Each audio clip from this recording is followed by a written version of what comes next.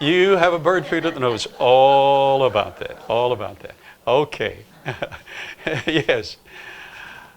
Flying squirrels have to get on a limb higher than the limb they want to fly to. They jump, they expand a membrane, and they fly. Did you know that some snakes are able to fly the same way? Some reptiles are able to fly the same way.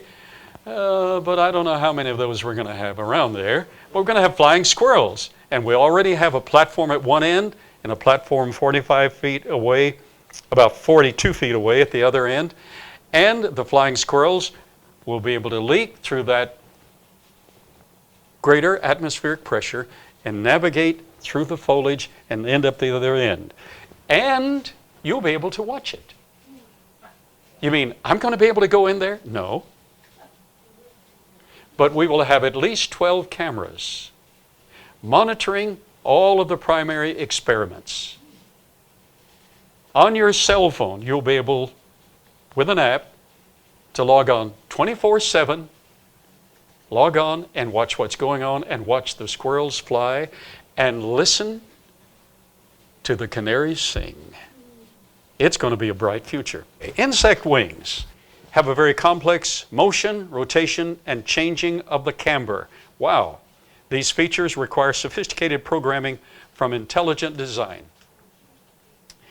Most insects have 2 pairs of wings, but flies, Diptera, have only one, and I wish they only had a half. Instead of the other pair, now they have a purpose, but they've outlived that purpose. No, they actually consume.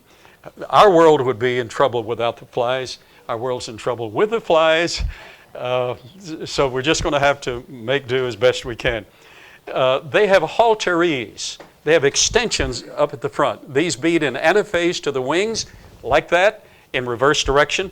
The base of the haltere has mechanical sensors called campaniform bell-shaped sensilla that quickly pass on flight information to the wing steering muscles. Michael Dickinson, the University of California at Berkeley, found that nerves from the visual system connect to the halteres.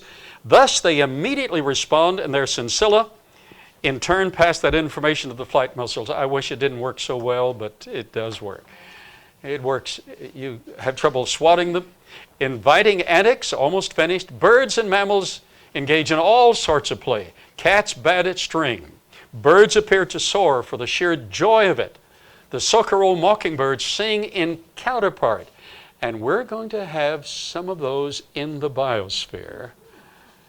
I mean, stay tuned. You came to the right place. Starlings can mimic frogs, goats, and whistling shepherds. Bob Summers had a little starling named Gimpy, broken leg. That's the reason he nursed the starling throughout his life. And he could whistle Amazing Grace. His starling could whistle because Bob kept whistling Amazing Grace. Mozart's pet starling imitated piano concerto in G minor, but changed the sharps to flats. An octopus will often play with a bottle for nearly half an hour. Addicts. Use of medicine. Just talking about creatures. And how did they learn this? It had to be innately programmed into their DNA. Monarch butterflies. When a mother has been infected by a tiny parasite that pokes holes in her skin, she knows something's wrong. She carefully searches until she finds, specifically, solely, uniquely, the tropical milkweed instead of the common swamp milkweed that she eats for sustenance. The extra dose of plant steroids, now guys, don't go out there and be eating that tropical milkweed.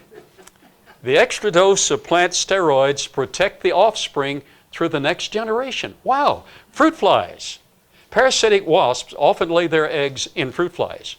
To deal with the infection, the fruit flies eat foods rich in alcohol. No harm to the fruit flies. They stagger a little bit, but the wasp eggs are often prevented from developing. Wow. Use of medicine, a little more.